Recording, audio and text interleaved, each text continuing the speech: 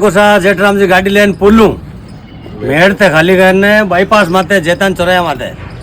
and जेठराम ji team तो नटकी मां खाली करी यहाँ बंसीलाल जी रोड माते अब देख लो माल है अपनी टीम है जेठराम जी लाइक और फॉलो और कमेंट शेयर ज्यादा करो माल लेना जाना जेठराम जी फोन कर दीजो आपने माल भोगाए दे जटे भी है जटे भी आ जाए माल आज परमानेंट आवे जगह जन कैलाश बशाम फोन वीरी मेगी कैलाश गाड़ी खाली करनी है क्यों सा मानो धंधो है करा भीम कहीं दिक्कत है पीछे जगह पीछे ही है हाँ सर एन आज कैलाश आया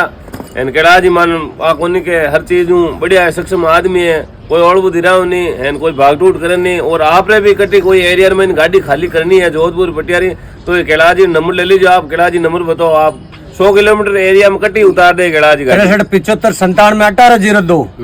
एन मेरे तो हम करीब 400-500 फुटिया रोड ले रखा है कैलाश जी बढ़िया खाली कर रहा बड़े मकान में तो पटिया उतार नहीं रहे चढ़ा नहीं रहे यहाँ कोई मकान दूर रहे तो ये टीम जरूर संपर्क करो ला आप उतेल दे हमें चाय पी लो जाओ